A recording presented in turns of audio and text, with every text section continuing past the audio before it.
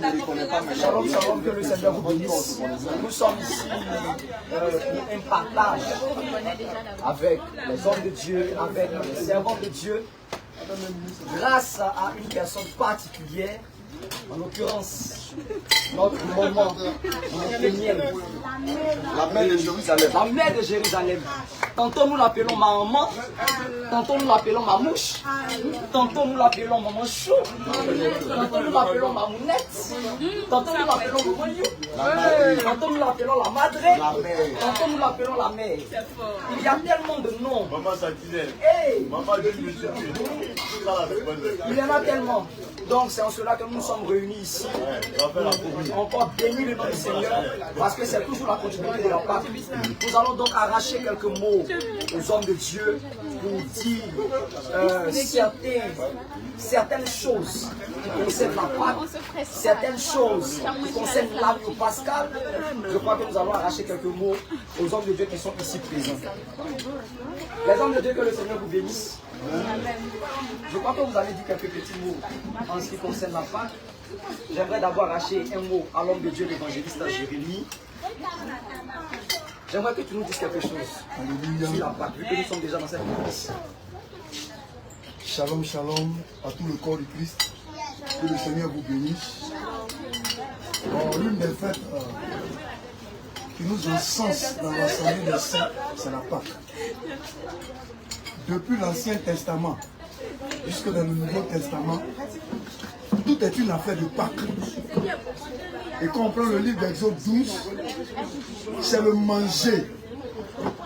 Parce que quand on regarde bien, le Seigneur dit, vous prenez un agneau mâle qui est pur. L'agneau, là, vous allez l'immoler. Et le soir, là, vous allez le rôtir. C'est fort. Et le manger. D'accord. C'est le manger et le boire. Alléluia.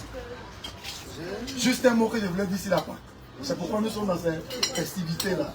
Il dit que notre Seigneur, il dit mangez mon corps et buvez mon sang. C'est ce que nous sommes en train d'immortaliser avec la nourriture physique. Sinon, en réalité, c'est Jésus nous sommes en train de manger. Alléluia. Également l'homme de Dieu Jérémie. Bon, on les appelle le plus souvent. J'aimerais également arracher quelques mots au prophète Jérémie. Qu'est-ce que tu peux nous dire sur la Pâque? Pourquoi est-ce que nous célébrons réellement la Pâque? Parce que plusieurs même ont l'habitude de dire que non, on ne va plus célébrer la Pâque. Et bien d'autres, il faudrait quand même que tu nous dises certaines choses, certains mots, certaines paroles pour édifier le corps de Christ. Amen. Que le Seigneur vous bénisse abondamment. Amen. Nous rendons toute la gloire au Seigneur Jésus. Il nous permet encore ce soir de nous réunir ici afin de continuer encore dans les festivités de la Pâque. Alléluia. Amen, amen. La Pâque est une grande fête pour nous en tant qu'enfants de Dieu. La plus grande des fêtes. Parce que c'est la fête de la résurrection. Alléluia. C'est la fête de la résurrection. Et puis c'est l'agneau pascal, lui qui s'est offert à la croix par amour pour nous afin que nous soyons sauvés. C'est en mémoire de lui qu'aujourd'hui encore nous sommes en train de célébrer la Pâque. Pour reconnaître qu'il y a quelqu'un qui nous a aimés avant nous-mêmes, qui nous a aimés plus que nous-mêmes et qui s'est livré en rançon pour nous. Alléluia. Et le Seigneur n'a pas manqué de dire que ce mois-ci sera pour vous le premier des mois. Donc nous sommes en train de célébrer en quelque sorte notre nouvelle année. Alléluia. Amen. Donc nous rendons grâce au Seigneur pour cette nouvelle année qu'il nous donne, avec toutes les prophéties, les révélations qui vont s'accomplir en cette année encore, dans cette dimension encore qui va relâcher, que nous puissions encore aller en eau profonde, afin d'aller retirer vraiment tous ces bébés qui sont en captivité dans la voie là, aller les dépouiller. Alléluia. Amen. Et comme l'homme de Dieu n'a pas manqué de le dire, on dit l'agneau sera mangé le soir. Or, nous savons que le Seigneur a parlé à Israël pendant le matin et il a parlé à l'église le soir. Très bien. Nous sommes dans le temps du soir. Nous sommes en train de manger l'agneau. Alors, nous avons les reins sains, nous avons les souliers à nos pieds, nous avons le bâton afin de pouvoir être vraiment revêtis des âmes spirituelles pour vraiment démontrer au monde entier que le monde a avec un ardent désir, la révélation des fils de Dieu. C'est la génération qui est là. Nous sommes insignifiants. Nous étions les coureurs de jupons, les voleurs, les menteurs, les sorciers. Et nous avons fait sortir de la boue. Alléluia. Il a fait de nous ses serviteurs et ses servantes. Gloire à Jésus. Alors que la gloire revienne à notre Seigneur Jésus-Christ. Je crois que nous allons à l'étape patable. Il y a beaucoup de choses qui vont se Mais juste avant, nous allons d'abord prendre un avis pour ne pas dire une intervention et encore ici, avec encore un homme de Dieu. Nous allons aller du côté de l'autre table et nous allons revenir encore ici. Alléluia. Homme de Dieu. Oh, vraiment bon. Comme on dit, quand la tête est là, le genou ne porte pas le chapeau. Mais je crois que la tête, c'est notre Seigneur Jésus. Amen. Nous allons quand même arracher quelques mots à l'homme de Dieu. Est-ce que tu peux nous dire quelques mots sur la Pâque? Alléluia. Les mystères qui sont cachés derrière la Pâque. Est-ce que tu peux nous dire quelque chose? Shalom, shalom, peuple de Dieu, que le Seigneur vous bénisse. Amen. Alléluia. Amen. Ok, cette fête que nous célébrons, qui est la Pâque, en réalité, c'est la délivrance. Parce que le peuple de Dieu était en captivité en Égypte. Alléluia. Ils ont fait plus de 430 ans d'esclavage. Alléluia. Donc le Seigneur Jésus-Christ, voyant leur souffrance, envoyé Moïse, envoyé les délivrer, envoyé les faire sortir. Donc la Pâque, c'est la délivrance. Alléluia. Amen. Nous aussi qui étions autrefois des bandits, des voleurs, des impudiques. Nous étions sur le chemin large qui conduit à la mort, à l'enfer, et le Seigneur nous a délivrés, nous a fait sortir. Et lorsqu'on vient dans le Nouveau Testament, lorsque le Seigneur Jésus-Christ prenait le repas avec ses disciples, il leur a dit, je fais cela en mémoire de moi. Voilà, donc on parle de mémoire, ça veut dire qu'on doit célébrer la Pâque chaque fois. Et certaines personnes nous disent que on doit plus célébrer la Pâque, elles sont en erreur. Elles sont en erreur, pardon. Donc, la Pâque que nous célébrons, c'est la mort et la résurrection. Voilà, donc c'est ce que je peux dire. Que le Seigneur vous bénisse. Amen. Et que la grâce de Dieu soit avec vous. Homme de Dieu, pendant que tu étais en train de parler, c'est un peu comme le Seigneur mettait quelque chose devant nous. Parce que là, il y a quelque chose déjà qui est en train de nous. Avant que nous revenions ici à la table, je me rappelle qu'une fois, il y a des Grecs, bien aimés s'il vous plaît, j'aimerais que vous suiviez en même temps pendant que vous êtes en train de manger, parce que c'est très important. Je me rappelle qu'une fois, il y a des Grecs qui sont venus voir le Seigneur. Et c'était pendant la période de Pâques. Lorsqu'ils sont arrivés, ils ont dit à André que nous voulons voir Jésus. Mais ce qui est bizarre, André les a conduits à Philippe, si je ne me trompe pas. C'est-à-dire que les Grecs ont compris que pendant que les autres étaient en train de fêter la Pâque juive, nous, notre véritable Pâque qui est l'agneau pascal, c'est notre Seigneur Jésus. Mais il fallait d'abord passer par André, André allait le conduire par Philippe. C'est là que nous comprenons que par ta lumière, nous voyons la lumière. C'est-à-dire par les Écritures. Et par l'interprétation de l'Écriture, nous pouvons voir en réalité celui-là qui est le véritable agneau. Et le véritable agneau de Dieu, c'est notre Seigneur Jésus-Christ de Nazareth. Alléluia. Nous allons retourner sur la table et encore ramener une question aux hommes de Dieu. J'aimerais savoir, qu'est-ce qui a poussé, vu que l'homme de Dieu déjà a parlé de résurrection, j'aimerais adresser directement la question à l'homme de Dieu, le docteur Abraham. Qu'est-ce qui a poussé notre Seigneur Jésus-Christ à venir mourir, quitter son trône, quitter son ciel, et venir mourir pour nous? Vu que l'homme de Dieu nous a expliqué que lorsqu'on parle de Pâques, on entend mort, on entend résurrection. Alors qu'est-ce qui a poussé Christ à quitter le ciel, à venir mourir pour nous, à ressusciter? Quel est ce mystère qui est caché derrière cette mort et cette résurrection? Homme de Dieu, donc Abraham, nous t'écoutons. Alléluia, que le Seigneur vous bénisse. Amen. Que la gloire revienne à notre Dieu. J'avais bien voulu commencer quelque part, mais je vais répondre directement à la question pour ne pas être trop long. Mais je crois que nous allons répondre à la question. L'agneau qui a été immolé là, il sort d'où? Il vient d'où? Où Dieu l'a enlevé?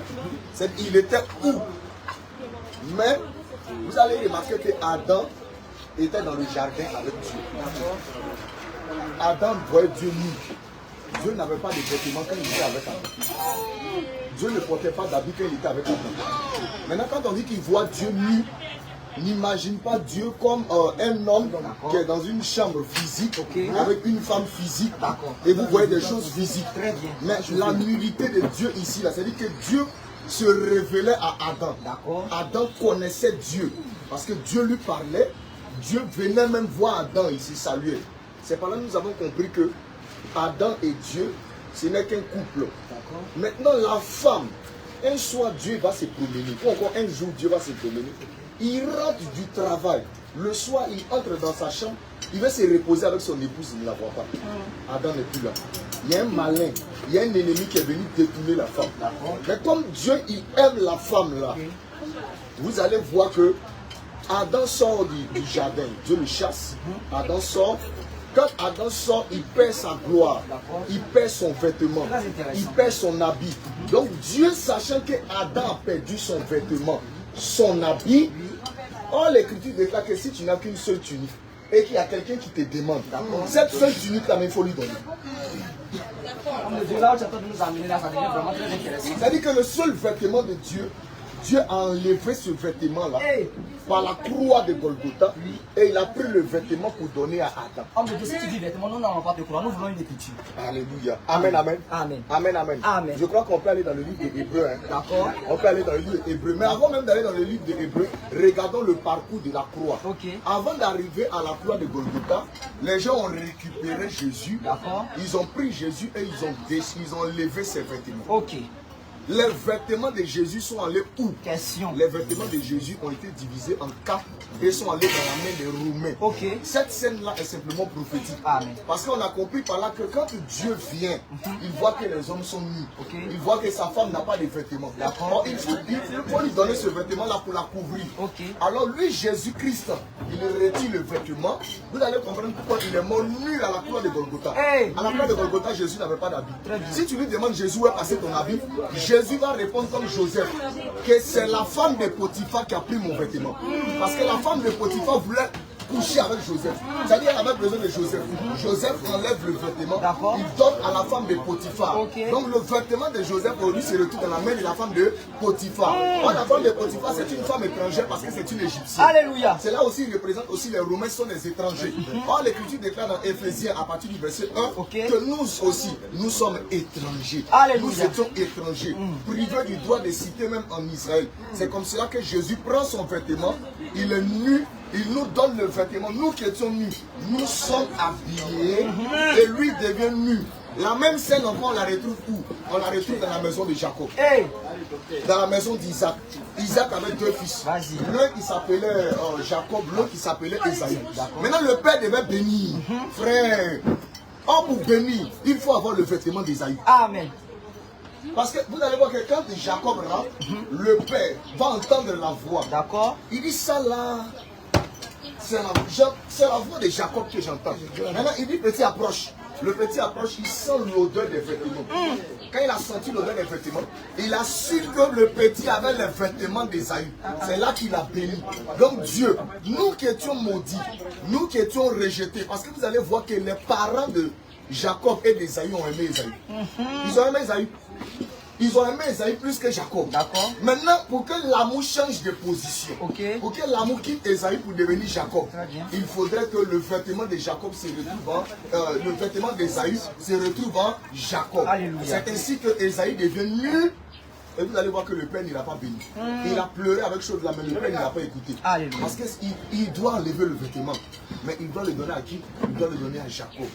Voilà pourquoi aujourd'hui, Jésus-Christ est mort nu à la croix de Golgotha pour nous habiller. Et nous retournons maintenant dans le jardin d'Éden. Dieu va décupler encore son plan. Il prend un agneau, un animal, il enlève le vêtement de l'animal là et il prend pour habiller Adam ainsi que Ève. Il prend pour habiller Adam ainsi que Ève. Maintenant, la question que nous nous sommes posée au départ, Dieu a enlevé l'agneau là où? Question. Parce que les animaux ont été faits par Dieu. Et c'est Adam qui a donné le nom aux animaux. Donc Adam a nommé même les agneaux. Mais moi je vous dis que l'agneau qui a été immolé dans le jardin d'Éden par Dieu, et il a pris la peau de l'animal pour habiller Adam et Ève. Adam ne l'a jamais nommé. Adam ne le connaissait pas. Parce qu'il était même avant Adam. Adam ne l'a pas vu. Adam ne l'a pas reconnu. C'est-à-dire que cet animal-là, Adam ne le connaissait pas. Amen. Il pouvait nommer tous les autres animaux. Parce que si Adam le connaissait, Adam allait devenir son chef. Adam est devenu son supérieur. Donc Adam ne le connaissait pas. C'est un agneau qui existait avant Adam. C'est un agneau qui a vécu avant Adam. Voilà pourquoi quand vous lisez le livre de Proverbes, l'Écriture déclare que moi la sagesse, j'ai été formé la première des yeux. La sagesse jouait sur le globe terrestre. Cette sagesse-là, en réalité, c'est l'agneau de Dieu. Qui était déjà même avec Dieu. Il existait déjà avant. Et maintenant, Dieu l'avait déjà préparé. Parce que Dieu a tout vu. Dieu a vu que Adam allait sortir du jardin. Dieu a vu que moi j'allais pécher. Dieu a vu que mon frère Élisée allait pécher.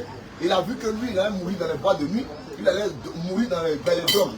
C'est par là que nous disons que si tu es aujourd'hui enfant de Dieu, ce n'est pas parce que ton cœur est bon. Tu es enfant de Dieu parce que Dieu t'a connu la colère. Voilà pourquoi tous ceux qui meurent et qui vont en enfer, Dieu ne les a pas connus, mais nous verrouillons ça. Que le Seigneur nous bénisse. Alléluia. Homme de Dieu, pendant que vous êtes en train de parler, moi il y a une question qui me vient en même temps en tête, mais je la pose à l'homme de Dieu Élisée. Comment se fait-il que Jésus-Christ, qui est descendant d'Adam, a la capacité de pouvoir sauver l'humanité? N'était-il pas lui aussi pécheur?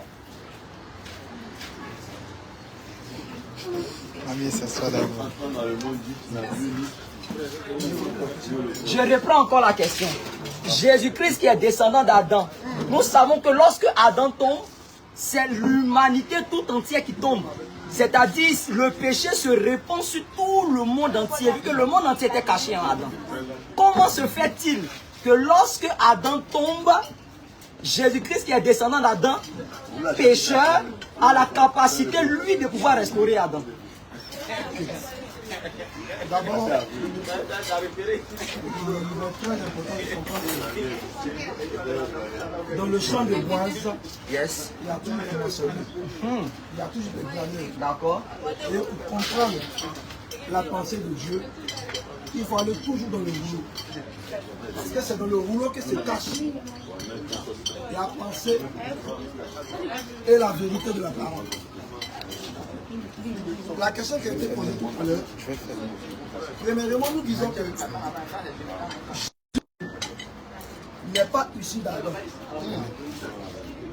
Jésus n'est pas pécheur. Jésus n'est pas issu de la descendance d'Adam. Pourquoi?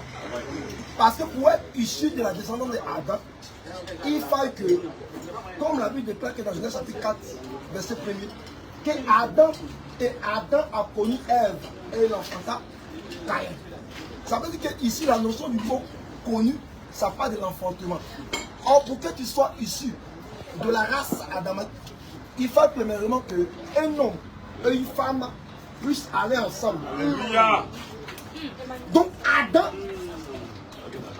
étant donné que nous, qui sortons de la postérité d'Adam, Adam, parce que nous sortons, nous sommes issus d'un père et d'une mère.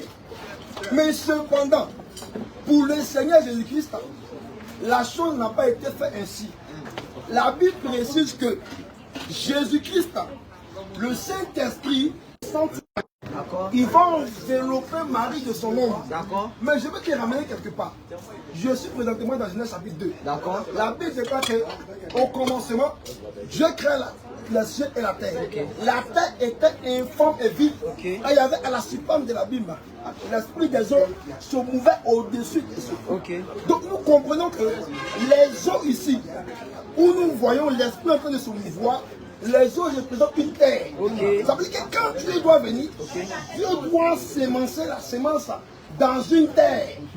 Or, lorsque nous voyons Marie nous ramène au commencement. Parce que Jésus était en train, ou Dieu était en train de chercher une eau, là où il allait déposer la semence. C'est pour cette raison que Marie ou Jésus n'est pas né de la même manière que nous les hommes là. Nous sommes nés. Jésus est né de l'Esprit de Dieu. Il a été couvert par l'Esprit de Dieu. Et c'est en cela que Jésus est né. Maintenant, remarquez quelque chose. Je retourne dans le jardin parce que là-bas c'est important. D'accord. Dans le jardin, comme le docteur avait dit tout à l'heure, quand Dieu va, Dieu c'est l'homme. Tandis que Adam représente une femme. Parce que dans Éphésiens chapitre 5, que tu sois un homme, que tu sois une femme, aux yeux de Dieu, nous sommes tous des femmes. C'est Jésus qui est le mari. Maintenant, vous allez remarquer quelque chose.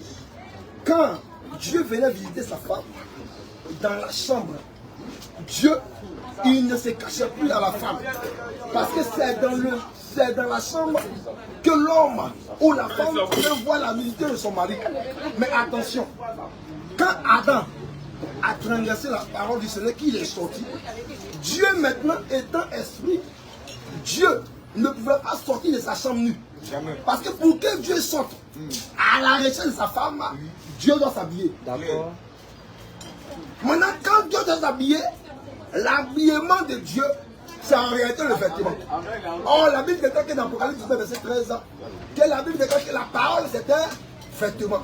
Cela vous dit quoi? Quand Jésus, étant la parole, étant Dieu, pour entrer dans le temps, pour sortir de la chambre de l'éternité, pour entrer dans la création, Dieu doit porter un habillement, Dieu doit porter un corps pour aller chercher la femme.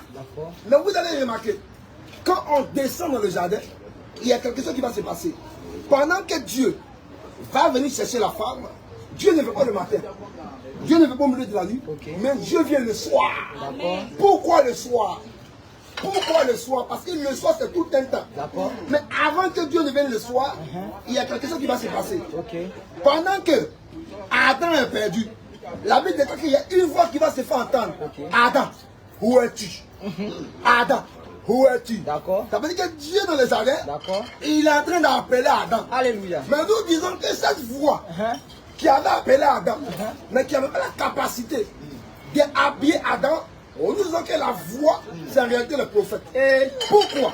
Parce que nous avons remarqué que dans Marc, la Bible déclare que Jean-Baptiste dira que je suis la voix de celui qui crie dans le désert. Donc en réalité, dans ce thème, la voix qui a commencé à parler, c'est en réalité les prophètes dans le temps de l'alliance, de l'ancienne alliance, qui sont venus avec quoi? Le commandement pour ramener, pour racheter la femme là dans le jardin de l'éternité.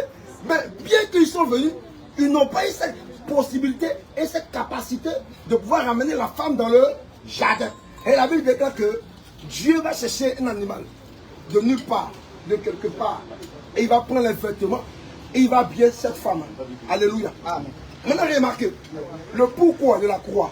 Parce que nous croyons que dans notre évangile, il y a le pourquoi, il y a le comment, il y a le et, il y a le où, et le quand de chaque chose. Maintenant, pourquoi Jésus doit mourir à la croix? Parce que ce n'est pas en vain que Jésus aille à la croix pour mourir. Amen.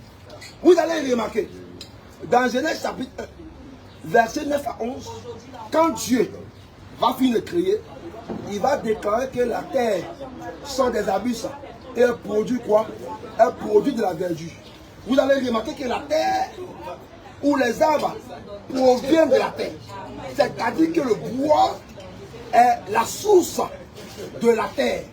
Et vous allez remarquer que dans le jardin, la Bible précise que dans Genèse chapitre 2, verset 15 à 17, la Bible a dit que quant à l'arbre de la connaissance du bien et du mal, tu ne mangeras pas. Cela veut dire que l'arbre de la connaissance du bien et du mal, c'était tout un bois. Parce qu'en réalité, Dieu savait que Adam allait tomber. Dieu savait que Adam allait tomber. Dieu savait que Adam allait tomber par quoi? Par le bois. Est-ce que nous voyons un peu? Par ce bois que Adam allait tomber. Alléluia. Maintenant, pour les relever, Dieu aussi doit trouver une solution. Là, on est en train de revenir à la question parce que nous voulons comprendre, comme nous n'avons pas manqué de dire tout à l'heure, comment se fait-il que deux personnes qui sont tombées, parce que c'est pour ça qui nous intéresse, deux personnes qui sont à terre, l'autre a la capacité de relever son camarade. Donc, deuxièmement, vous allez remarquer que quand Adam tombe par le bois, Dieu aussi doit s'arranger pour que ce même bois par lequel Adam est tombé, ce même bois-là puisse aussi relever Adam. Parce qu'en Adam, il y avait l'humanité. Donc, l'arbre qui était l'arbre de la connaissance du bien et du mal, Dieu savait que quelque part que Adam allait tomber. Parce que dans Ézéchiel chapitre 20, verset 27, la Bible déclare que il est donné des commandements, mais des commandements qui ne sont pas bons, mais qui peuvent les conduire à la mort. Donc ça veut dire que quand Dieu avait donné l'arbre de la connaissance du bien et du mal, Dieu savait qu'Adam allait tomber. C'est Dieu qui a tué Adam. Tout à fait, c'est Dieu qui a tué Adam. Donc maintenant, Dieu a tué Adam, pourquoi? Parce que Dieu savait que Adam, en réalité, c'est une graine. Amen. C'est la graine de s'élever. D'accord. Ça veut dire pour que Adam puisse se reproduire, ou pour qu'il y ait une reproduction, il faut que la terre puisse avoir la graine. Or, pour qu'il y ait la vie, il faut que la graine puisse mourir afin qu'elle puisse porter. Homme de Dieu, c'est Dieu qui a tué Adam. Quand Dieu tue Adam, ici Adam c'est Christ. Vous allez comprendre. Parce que Jésus dit, si le grain de blé mis en terre meurt, il ne peut produire des fruits. Vous allez voir que Adam est la sémence de Dieu. Dieu n'a pas pris Adam dans le jardin. Dieu a pris Adam dans une autre terre. Donc il a pris cette sémence-là, il est venu planter la sémence dans son jardin, pour que de ce jardin-là, je vous donne un exemple. Si je prends ça, c'est une graine, si je plante cette graine-là, j'aurai le fruit qui sort de la même graine, mais en arbre. Si je plante le blé, c'est le blé qui va sortir, le maïs, c'est le maïs qui va sortir. Mais si je plante Adam, qu'est-ce qui va sortir? Un autre arbre. Or, la Bible déclare que Jésus est le second Adam. Exactement. Maintenant, le premier Adam, lui, est quoi? Terrestre. Le second Adam, lui, est esprit. Donc, ça veut dire que le premier Adam devait être planté pour que le second Adam puisse sortir. Or, le premier Adam, c'est Jésus-Christ dans sa chair. Le second Adam, c'est Jésus-Christ sous la forme esprit. Pour qu'il puisse se répandre.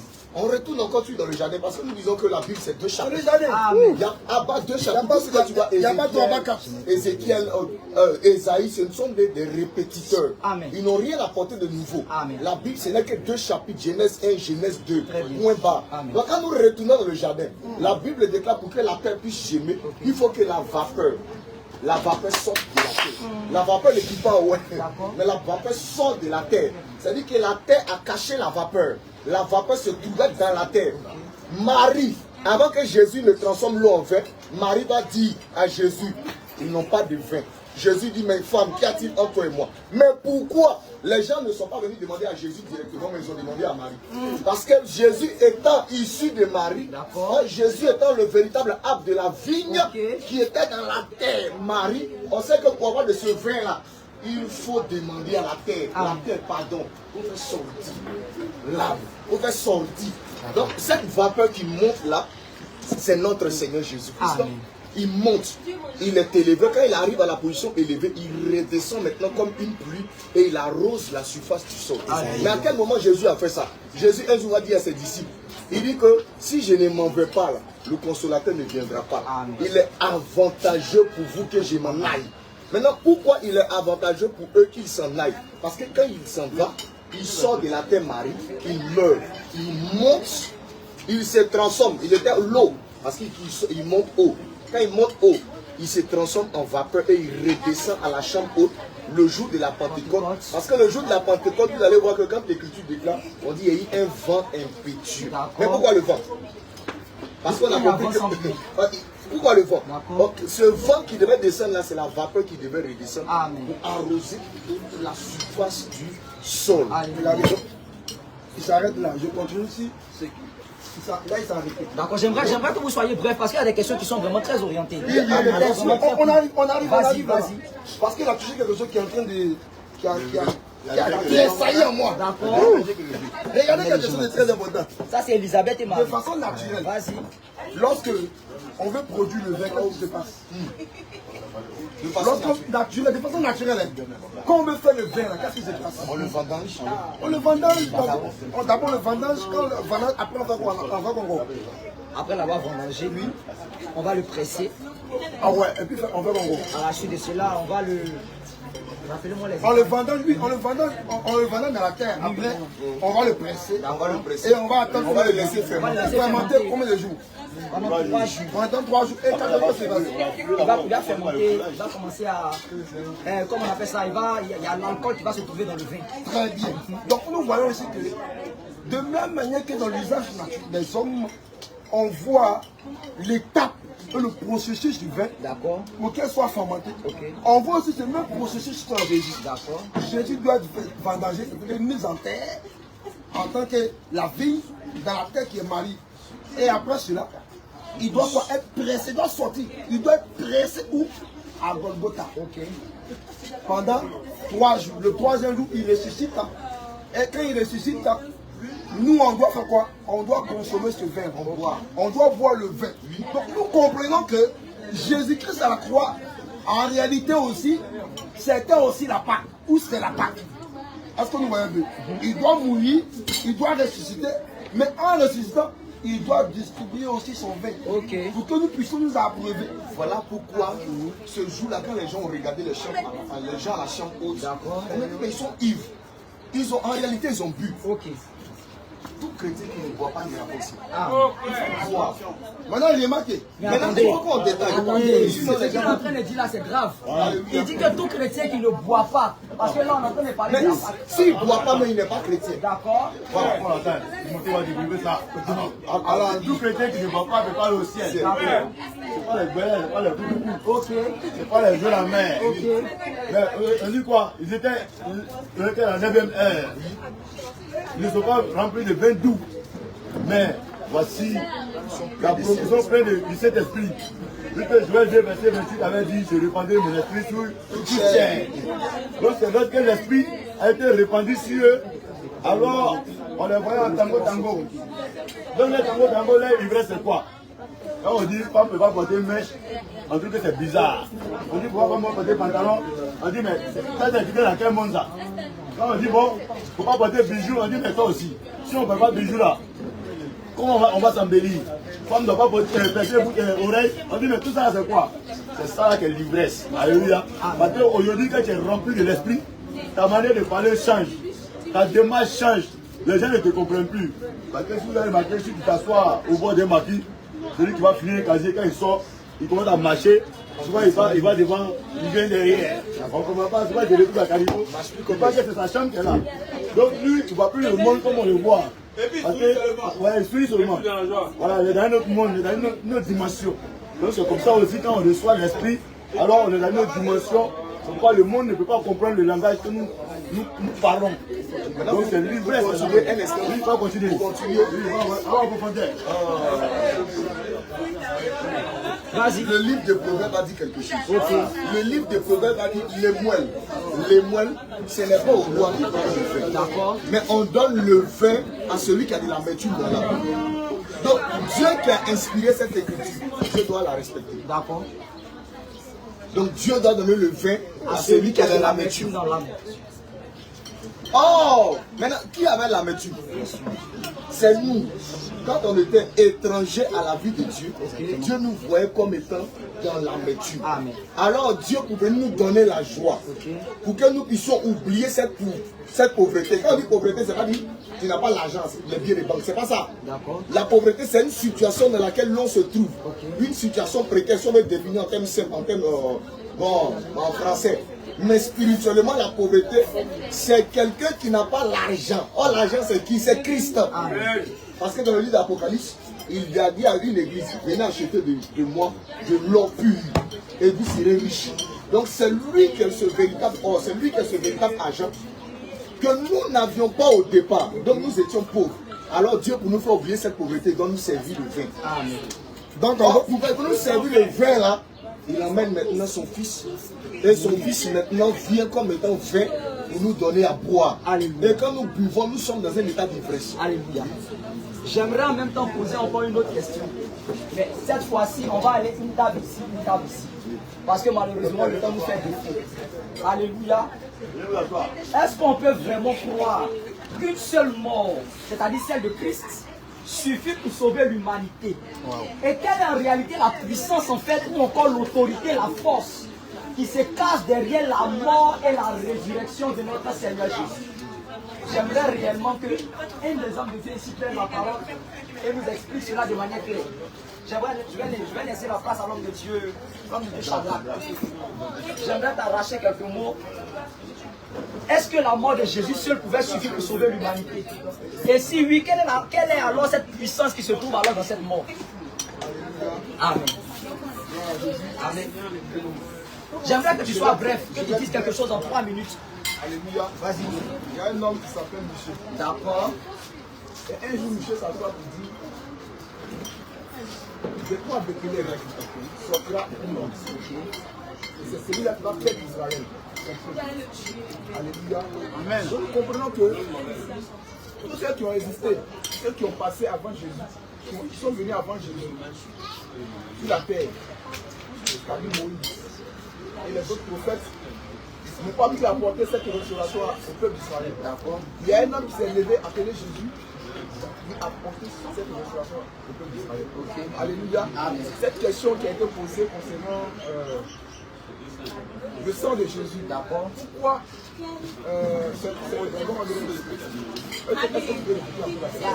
J'aimerais savoir quelle est la puissance qui se cache derrière la mort de Jésus. Comment un seul homme a la capacité de sauver l'humanité? Et quelle est cette puissance alors qui se cache dans sa mort et sa résurrection? Alléluia. Dans la loi de Moïse, on prenait les animaux, comme les hommes de Dieu l'ont dit tout à l'heure. Et ces animaux, on les immolaient. Pour voir quoi? Pour le sang, ouvrir le corps humain. Pour la rémission des péchés. Mais puisque c'était renouvelé à chaque mois, chaque année. Et cela, c'était une fatigue. Alléluia.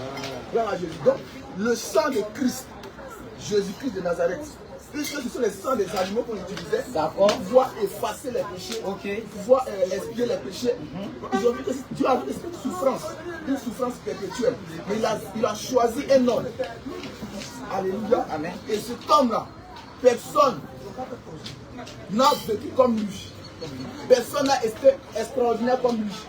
Alléluia. Amen. Et quand tu vas remarquer dans le livre d'Ésaïe 53, il est dit, je crois qu'il est dit que il n'a pas regardé. Il a porté nos fardeaux. Il a porté nos fardeaux. Est-ce que tu vois? Donc nous comprenons que les animaux qui sont tués dans la loi ne pouvaient pas porter nos fardeaux en eux. Ne pouvaient pas effacer le péché de façon perpétuelle. D'accord?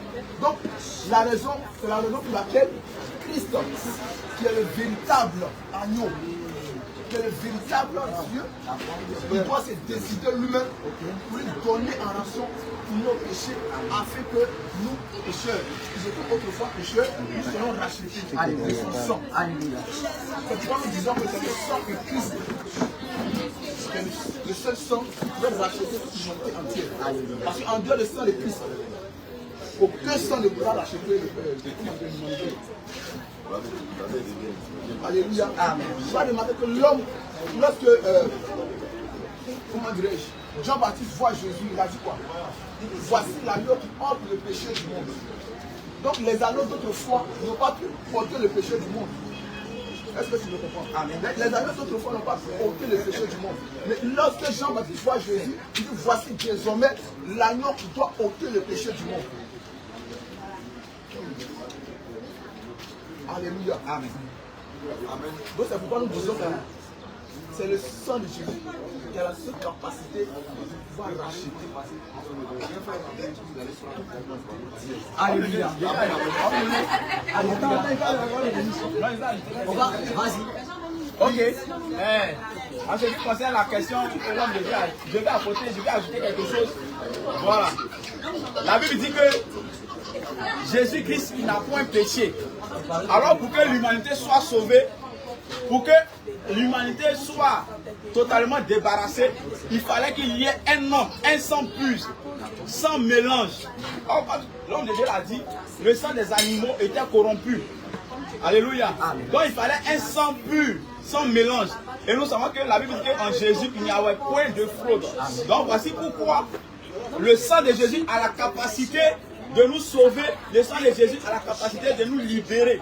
Et autrefois avec les animaux, c'était vraiment difficile parce que si on doit continuer ce sacrifice-là, je suis sûr que tout le monde n'allait pas avoir les moyens pour s'acheter peut-être un taureau ou bien un bélier pour aller faire des sacrifices. C'est pourquoi le Seigneur Jésus, voyant tout ça, il s'est offert gratuitement à la croix par son sang, afin que lorsque nous péchons, nous allons invoquer son sang et nous serons sauvés. Donc voici un peu ce que je pourrais ajouter. Alléluia. Amen. Je vais retourner à cette table.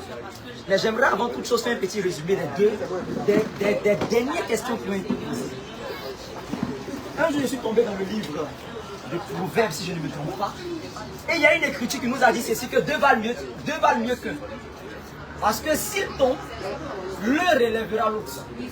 Nous sommes posé la question, comment est-il possible que deux personnes puissent tomber et aient la capacité de relever son camarade?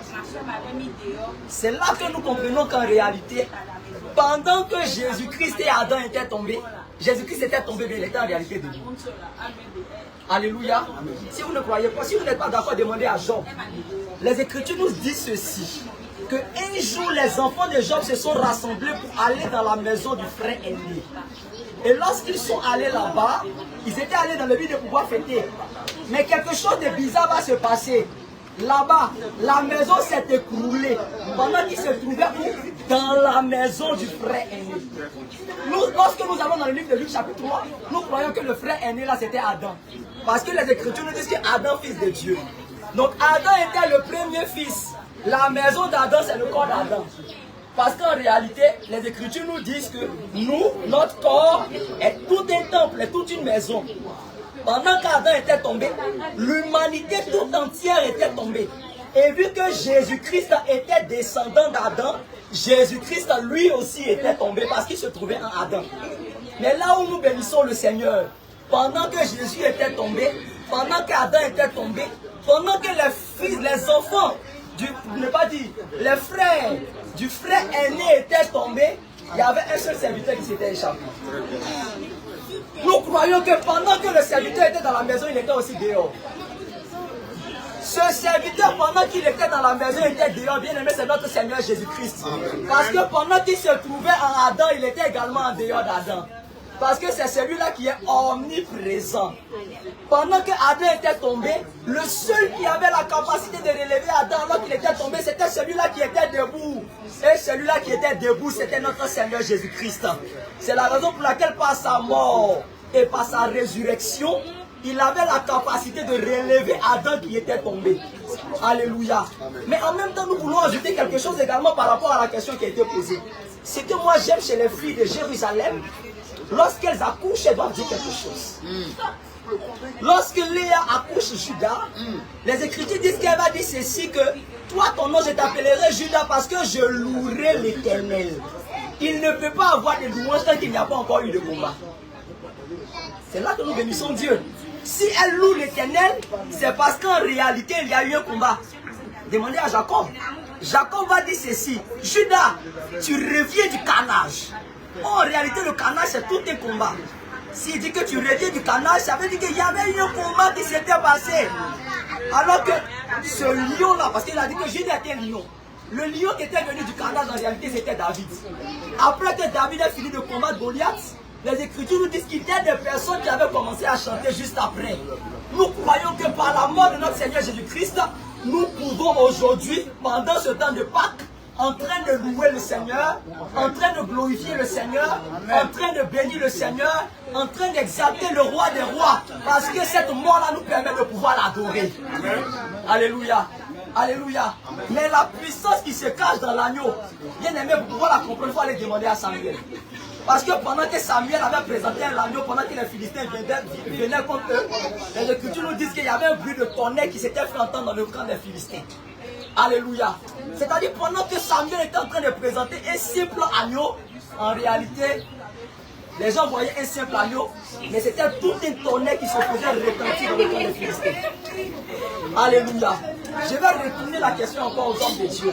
Dites-nous un peu quelle est la puissance qui se cache dans la mort de notre Seigneur Jésus-Christ. Je prends deux écritures. Vas-y. Jonas chapitre 1 verset 4. D'accord.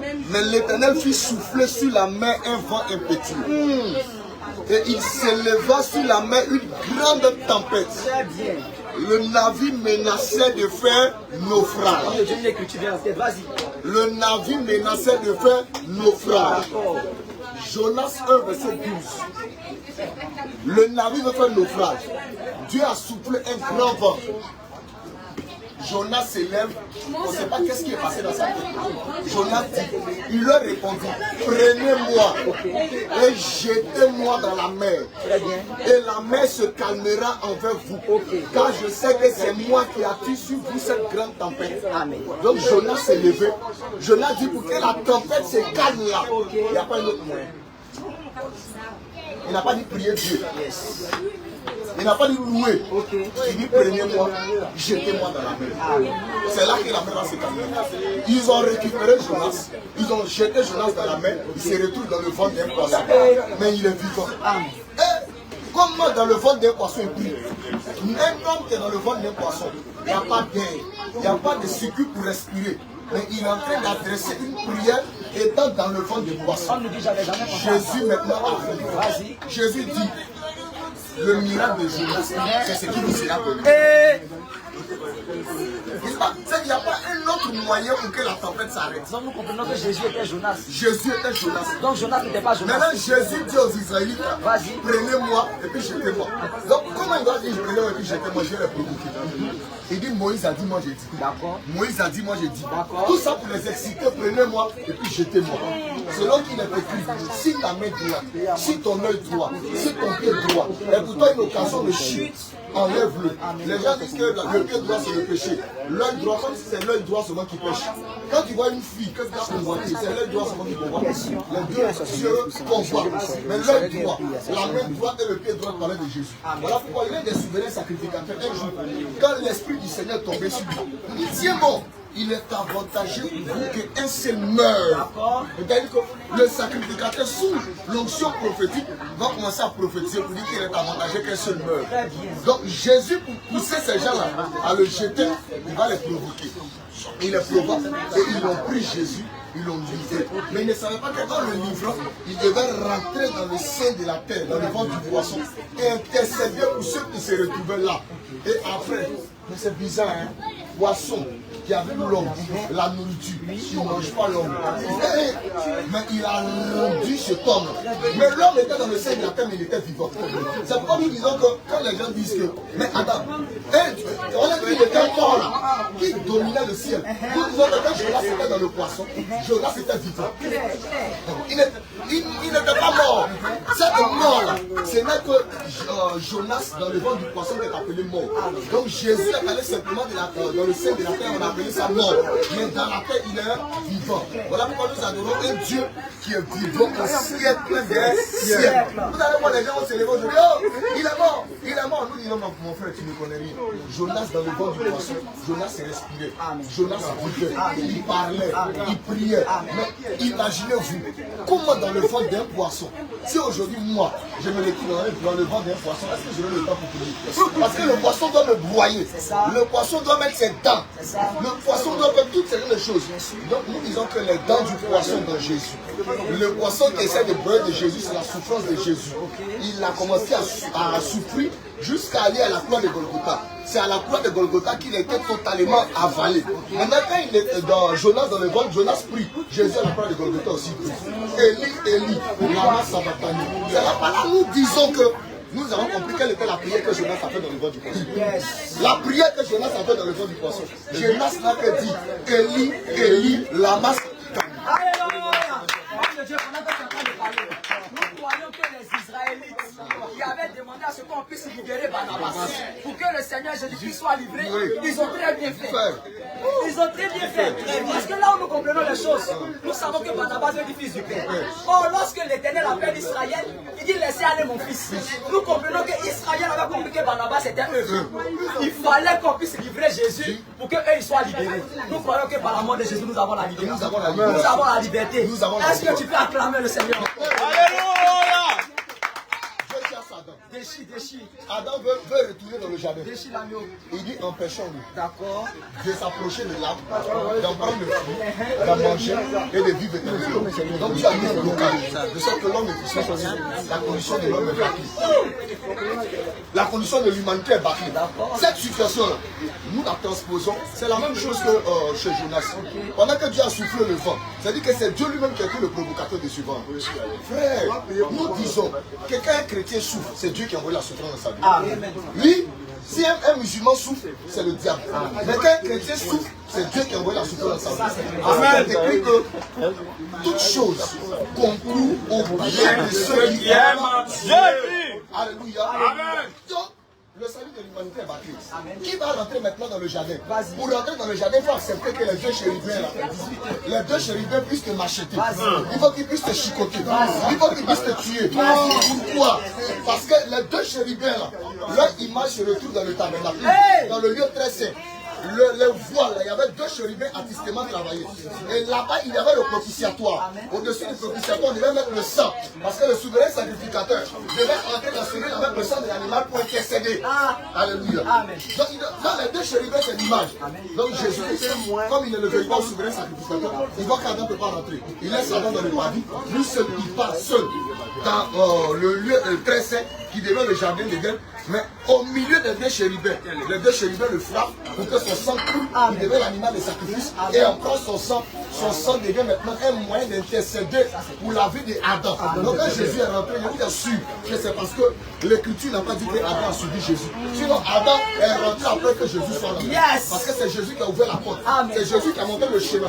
Voilà pourquoi un jour les brebis de qui s'était égaré, qui s'envoie son enfant, Saül. Saül va chercher les brebis.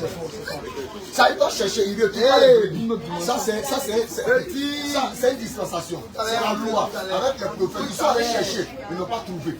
Ils n'ont pas trouvé les brebis. Mais pour trouver les brebis, son serviteur va lui dire, il y a un prophète ici, là. Il y a un voyant. Et il va dire qu'on ne va pas chez le voyant les 9 vies. Mais je vous le dis, quelqu'un sont allés chez le voyant, ils avaient un cas de 6. Ils avaient un cas de 6. Pourquoi ils avaient un cas? Nous disons que la quantité du sang de Jésus qui a coulé à la croix de Golgotha, c'est un caca. Frère, le litre, c'est un cas qui a coulé à la croix de Golgotha. Ce n'est pas beaucoup. Parce que dès qu'ils sont allés chez le prophète et qu'ils ont donné cet argent-là, le prophète, il a comme quelque chose s'est ouvert. Et il a vu la vision, il a la révélation, il dit voici les brebis. C'est-à-dire que l'argent, le égal qui a été donné là, a permis de retrouver les brebis qui étaient égarés, qu'ils étaient en train de chercher depuis longtemps. En réalité, le sang c'était... Ah, donc le sang, ce n'était que le prix, l'argent que Dieu devait recevoir. Parce que le prophète ici devient Dieu, et par là, Dieu maintenant retrouve ce qui était exilé. Dieu retrouve ce qui était perdu. Que le nom du Seigneur soit béni. Regardez quelque chose de vrai. Il a dit que quand Adam était chassé, Dieu a placé des chérubins qui avaient dans les mains des épées flamboyantes. Mais Adam de pouvoir manger l'arbre de vie pour avoir la vie éternelle. Mais regardez quelque chose. Cette même chose va se produire à Gethsemane. Lorsque Jésus était à Gethsemane, vous allez remarquer que les gardiens, les soldats vont venir avec Malchus. Là, vous allez remarquer que Pierre va ôter quoi? Une épée. Et il va couper l'oreille du soldat de Malchus. Et vous allez vous remarquer que l'oreille va tomber et le sang va toucher la terre. En réalité, pour que l'homme puisse retourner en Éden, il faut que le chérubin, plus d'abord dépecer l'animal, plus d'abord tuer l'agneau. En réalité, quand nous voyons Pierre qui est en train de prendre l'épée, en réalité, Pierre c'est aussi l'image du chérubin qui doit d'abord couper l'oreille, qui doit tuer Jésus afin que le sang puisse toucher la terre. En réalité, lorsque le sang touche la terre, cela vous a dit que la vie doit toucher aussi notre nation, doit toucher notre peuple, afin que ce peuple puisse avoir la vie éternelle. Mais remarquez quelque chose. Lorsque Jésus va voir que cette oreille va tomber, Jésus viendra et il va toucher l'oreille. Et le oreille va reprendre vie. En réalité, celui qui a la capacité de donner la vie à l'homme, celui qui a la capacité de mourir et donner la vie, c'est Jésus.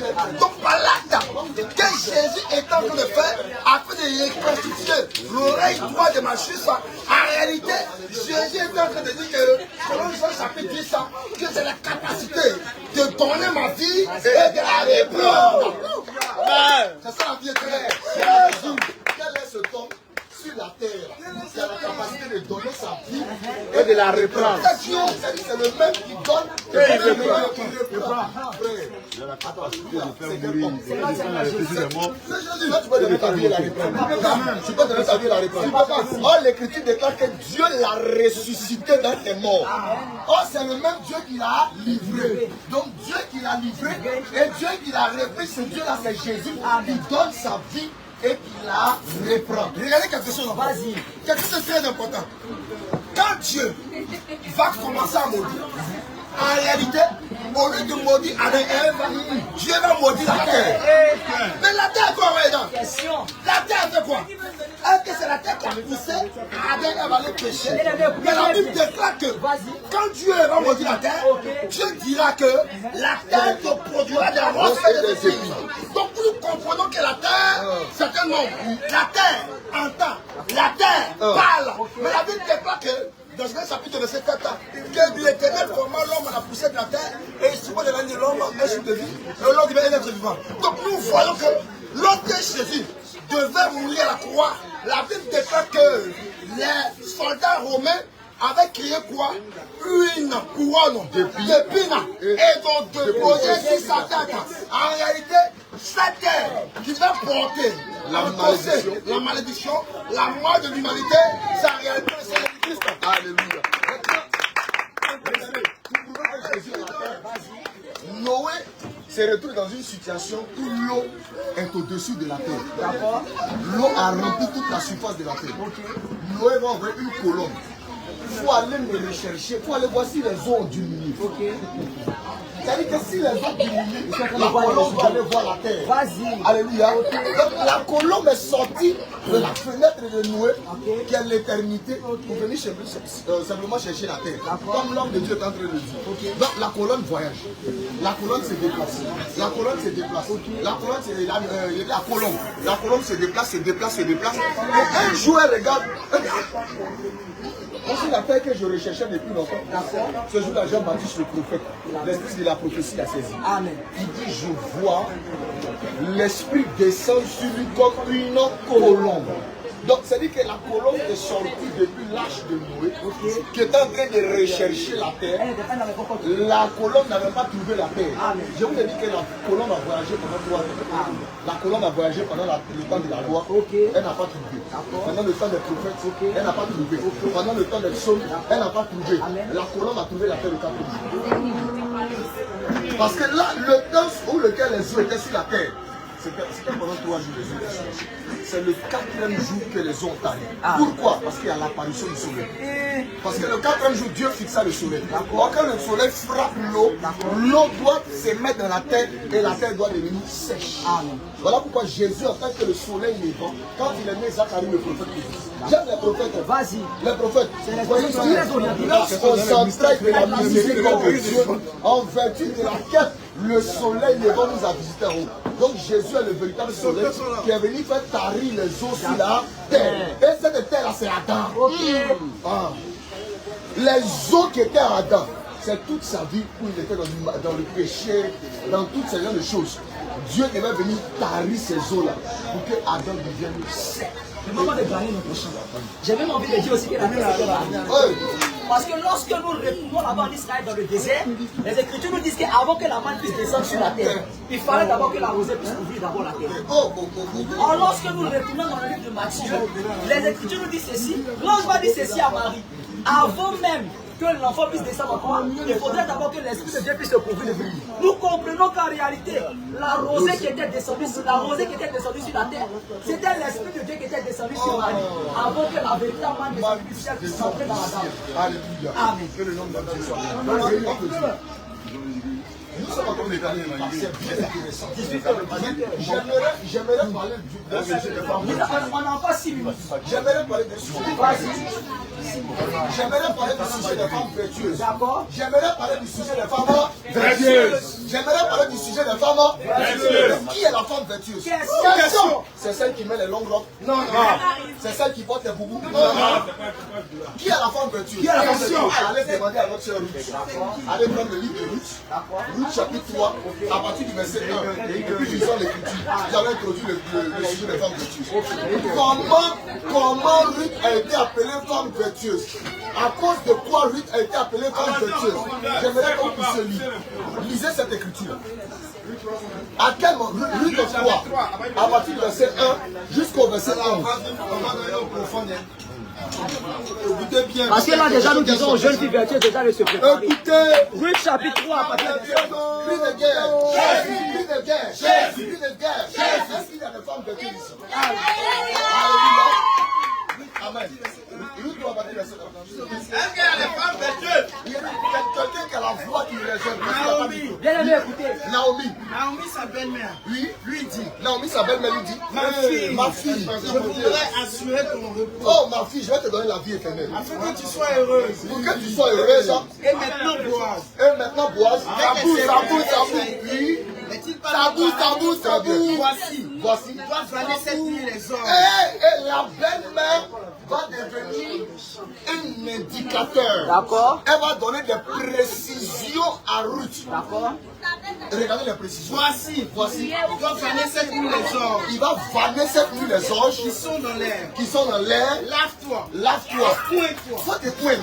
Puis remets tes habits. Faut remettre tes habits. Descends à l'air. Descends dans l'air là.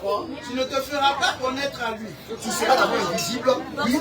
Jusqu'à ce qu'il ait achevé de manger et de boire. Jusqu'à ce qu'il ait achevé de manger et de boire.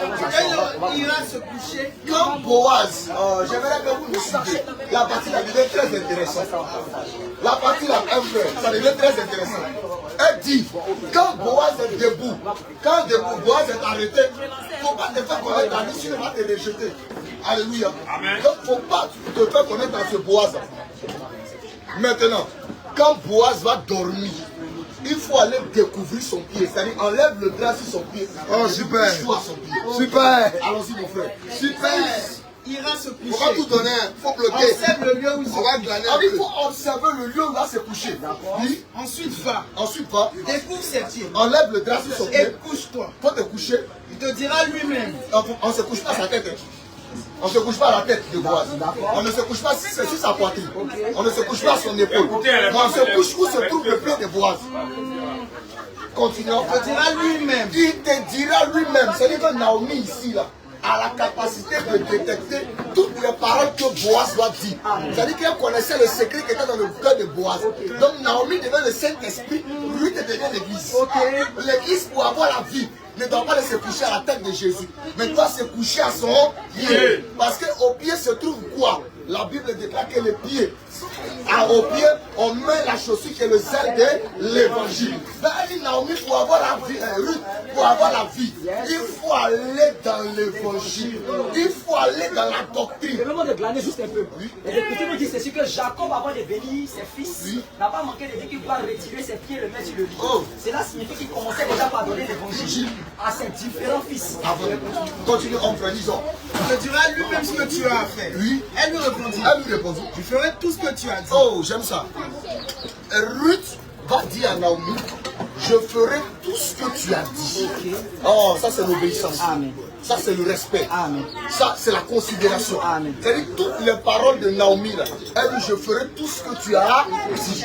Et maintenant, en mettant en exécution, en pratique tout ce que Naomi a dit, c'est alors qu'elle aura le rachat, c'est alors qu'elle aura la vie. Alléluia. Lui continue. Elle descendit à l'air. Elle descendit à l'air. Et fit tout ce qu'avait ordonné sa belle-mère. Elle a fait tout ce qu'avait ordonné sa belle-mère. Oui. Mangea et bu. Boaz mangeait et bu. Et son cœur était joyeux. C'est-à-dire que son cœur était joyeux. Alla se coucher à Il l'extrémité. allait se coucher à l'extrémité. Des tas de gerbes. Et oui, Ruth vint alors tout doucement. Ruth vient alors tout doucement. Découvrit ses pieds Elle a enlevé le drap sur ses pieds et se coucha. et se coucha. Mais pourquoi elle enlève d'abord le drap? Pourquoi le drap ne reste pas sur son pied? Nous prêchons un évangile qui n'est pas voilé. Nous prêchons un évangile qui est rempli de mystères. Nous prenons l'évangile, la parole, nous révélons ce qui est à l'intérieur. Nous enlevons le voile. Nous sautons le voile. Et quand le voile est enlevé, c'est alors que le peuple peut recevoir la vie. Mais alors, regarde le témoignage de Boaz. Le témoignage de Boaz. C'est le témoignage de Boaz qui nous fait. Au milieu de la C'est donc une frayeur. Il se pencha. il se pencha. Et voici. Une femme était couchée. Une femme était couchée. Maintenant, il n'a pas insulté la femme. Il n'a pas rejeté. Il n'a pas renié. Il n'a pas insulté. Naturellement, c'est pas tu vois une femme couchée à tes pieds. Je la connais même pas. Ça, c'est Jézabel. Mais Boaz n'a pas pu la chasser. Parce que les indications que Naomi a données, c'est le secret qui était dans le cœur de Boaz. Parce que Boaz attendait ça. Et Naomi a révélé ce secret-là à Ruth. Et Ruth, comme elle est obéissante, comme elle est soumise, comme c'est une femme qui est bien, c'est là-bas que soit la femme vertueuse. Maintenant, regardez le témoignage de Boaz. Il dit, qui es-tu? Qui es-tu? Elle répondit. Elle répondit. Je suis Ruth. Je suis Ruth. Ta servante. Ta servante. Étends ton aile. Étends ton aile Sur ta servante. sur ta servante. Quand tu as droit de rachat. Quand tu as droit de rachat. Et il dit. Et il dit. Sois béni de l'Éternel. Sois béni de l'Éternel. Ma fille. Ma fille. Ce dernier trait. Ce dernier trait. Témoigne. C'est-à-dire que ce que tu as fait là témoigne Encore plus. encore plus En ta faveur. en ta Que faveur le premier. que le premier. Quand tu n'as pas. Quand tu n'as pas Recherché des jeunes gens. Pauvres ou riches. Maintenant, ma fille, ne crains point.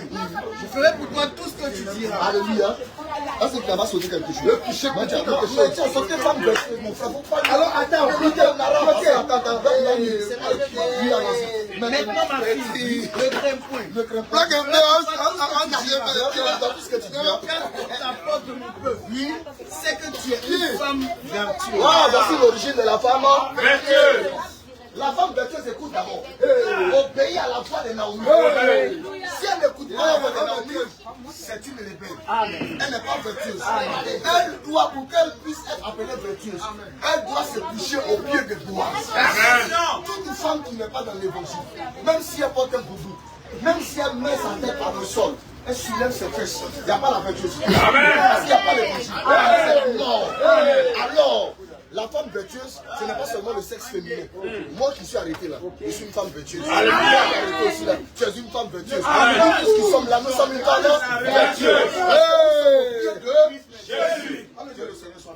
Proverbe 32, verset 10.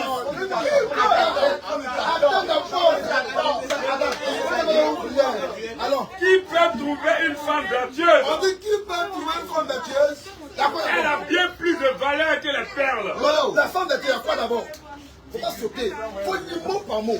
Qui peut Si à trouver, virgule, dis virgule. Si à point, dis point. qui peut trouver une femme vertueuse? Point Yes. d'interrogation. Continue. Elle a bien plus de valeur Tout à que fait. les perles. Oui, allez-y. Point. Le verset 11. Le cœur de son mari a confiance en elle, virgule. Donc on nous dit qui peut trouver une femme vertueuse. Ça veut dire que sur la terre, quand Dieu a regardé, il n'a pas trouvé de femme vertueuse. Ça veut dire que le mari, il doit chercher une femme vertueuse. Amen. Pour qu'il soit une femme vertueuse, il faut le préalable que tu aies d'abord la vertu. Mais c'est quoi le mari? C'est quoi la femme? La Bible dit que dans Job 32, verset 8, que le mari c'est l'homme, c'est l'esprit. Mais la Bible nous dit que dans 1 Pierre 3, verset 7, que la femme ici c'est la faiblesse. Donc nous voyons que la femme vertueuse qui avait la vertu en elle, c'est Christ. Mais quelle était la vertu qui était en Jésus? Dans la vertu qui était en Jésus, il y avait l'obéissance, il y avait la sainteté, il y avait la soumission, il y avait la compassion. Ça veut dire que quand Jésus est venu, Jésus devait venir avec toutes les vertus, toutes les commodités pour pouvoir mourir la croix, pour donner la vie à l'homme. Amen. Mais nous disons que, c'est-à-dire que la femme vertueuse, c'est notre problème, ce n'est pas une femme ordinaire. Ce n'est pas une femme ordinaire, c'est Jésus lui-même. Et nous disons que cette femme vertueuse, c'est en réalité Jésus. Est-ce que nous comprenons? Mais dans la même idée encore, nous disons qu'en réalité, Israël n'est pas une femme vertueuse. Parce que là, ils sont plus rentrés dans la prophétie. Parce que dans la prophétie, pour que tu aies la vertu, il faut que tu aies l'enseignement de la grâce. Or, Israël est attaché à la loi. Donc Israël n'a pas la vertu. Est-ce que vous voyez? Maintenant, la femme. Permets-moi un peu de blaguer dans ton champ. Je me rappelle de cette écriture qui veut dire que celui qui a le Christ dans la vie. Donc celui qui a le Seigneur Jésus-Christ, c'est en réalité celle-là qui a une femme vertueuse. J'ai envie d'aller dans le livre d'Ésaïe, chapitre 1, verset 5. Les écritures nous disent qu'un enfant nous est né. Un enfant, ils ont mis virgule. La virgule qui était là-bas, c'était tout un temps. C'est-à-dire pendant tout un temps, il y avait un enfant qui était né. Mais en réalité, pour pouvoir être une femme vertueuse, il ne faut pas avoir l'enfant, il faut avoir le fils. Et ensuite, il dit qu'un fils nous a donné. Alléluia. Que le fils est donné à l'église. Maintenant, je vais dire quelque chose. Je vais gagner dans ce qu'il a dit d'abord. Je vais faire quelque chose. On dit un enfant nous quoi? Nous est né. Et puis il y a quoi d'abord? Virgule. Et puis on dit quoi? Un fils nous est donné. Ça veut dire que pour qu'il soit un fils, il faut d'abord qu'il y ait une transition entre l'enfant et le fils.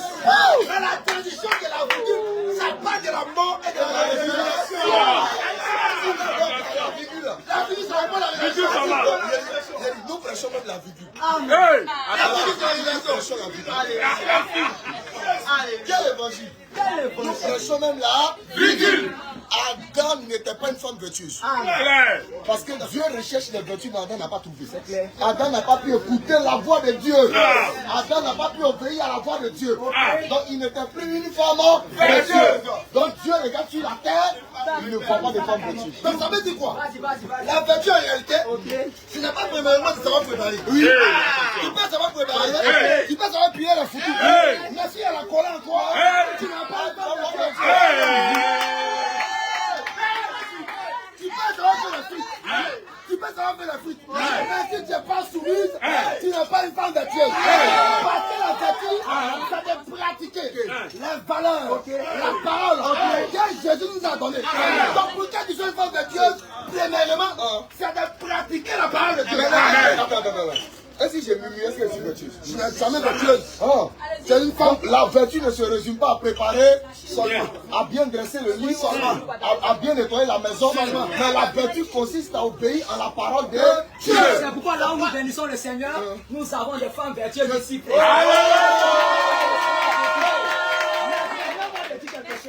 Nous croyons que Adam n'avait pas encore trouvé la femme vertueuse. Parce que pendant qu'Adam était en train de regarder les animaux, Dieu pensait que Adam pouvait trouver une femme vertueuse. Parce qu'il était en train de regarder les animaux, il dit non, c'est pas une femme vertueuse. Là, le lion dit non, c'est pas une femme vertueuse. Non, ça c'est l'éléphant. Il dit non, le lion a l'esprit de la colère. Le serpent dit non, le serpent a l'esprit de danger. Le serpent c'est la russe. Mais lorsqu'il a vu la femme, si cette fois-ci, il a dit il y a une temps où c'était pas cette fois-ci. Quelque part, en réalité, quand Adam était dans le jardin, il voyait les animaux. En d'autres termes, les animaux, ce sont des personnes qui n'ont pas la vertu en eux, qui n'ont pas l'esprit de Dieu en eux. On a une écriture dans 2 Corinthiens qui dit que l'homme animal.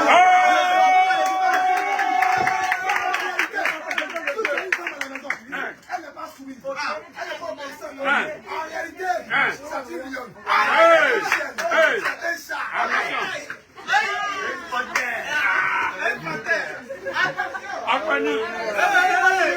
Maintenant, Adam, quand il dit 7 fois, il regarde sa femme, il voit une femme qui ressemble à lui, Adam. C'est alors qu'il l'appelait vertueuse. Pour qu'elle puisse s'appeler vertueuse, il faut ressembler premièrement à Christ. Parce que si tu ne ressembles pas à Christ, tu ne pourras jamais être appelé une femme vertueuse. Mais attention, attention.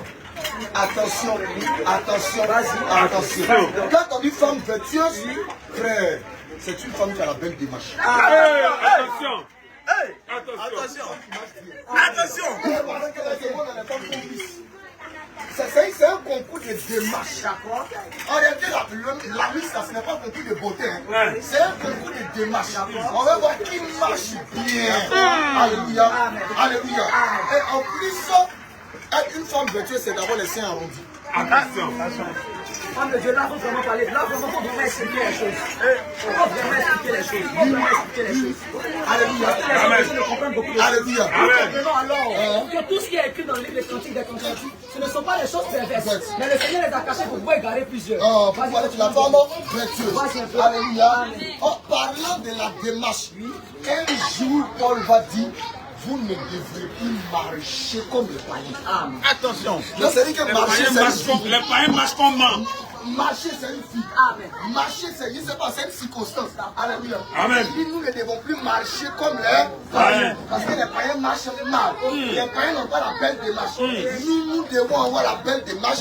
Marcher dans la sainte doctrine. Vivre la sainte doctrine. Pratiquer la sainte doctrine. Tout en ayant les deux seins bien arrondis. Attention, la loi est sur la grâce. La loi est sur la grâce. Ça veut dire que, alléluia, ça veut dire que Jésus-Christ était une femme qui avait les deux seins. Attention, parce que si tu as un sein, tu n'es pas une femme. Pour que tu sois appelé femme, il faut que tu aies d'abord les deux seins. Très bien. C'est pourquoi nous disons, dans plusieurs assemblées des saints, dans les églises, il y a des ministres qui sont l'image des femmes, mais qui n'ont pas les deux seins. C'est-à-dire que quand ils donnent la nourriture, il ne peut pas expliquer cette nourriture. En réalité, les deux seins, c'est en réalité la loi et la grâce. C'est en réalité la loi et le témoignage. C'est en réalité la parole là. Et l'explication. Donc voilà pourquoi, de manière naturelle, quand un enfant naît, les enfants aiment le sein. Très bien. Alléluia. Voilà. Donc, ça dit que les enfants aiment le sexe. C'est pourquoi l'apôtre Paul n'a pas manqué de dire que je prends soin de vous comme une nourrice prend soin de ses enfants. Alléluia. Alléluia. Nous allons terminer par là. Que le Seigneur nous bénisse abondamment. Amen. Tout à l'heure, les servants de Dieu ne vont pas manquer d'intervenir. Elles vont donner quelques points. Elles vont ne pas dire, comment je peux dire ça, elles vont interagir sur leur vie passée. Elles vont interagir sur des choses les concernant. Elles vont interagir sur qu'est-ce qu'on appelle jeune et vertueuse. Parce que comme nous n'avons pas manqué de dire, il y a une émission qui se prépare. Bien aimé déjà, ce n'est pas l'émission, c'est pas aujourd'hui. Mais vous allez déjà voir un aperçu des choses. C'est pas tout à l'heure, dans 5 minutes environ, rendez-vous sur la part de l'homme de Dieu, le prophète Jérémie. Nous allons vous présenter quelques femmes vertueuses. Amen. Alléluia. Amen. Nous allons vous présenter des filles, des jeunes filles vertueuses. Amen. Amen, amen. Alléluia. Amen. Faut dire alléluia là-bas. Alléluia. Amen. On va vous présenter quelques femmes vertueuses. Elles vont vous montrer comment elles n'avaient pas de vertu. Et Christ leur a donné cette vertu-là. Alléluia. Amen. Que le Seigneur nous bénisse. Que le Seigneur nous marie les femmes vertueuses.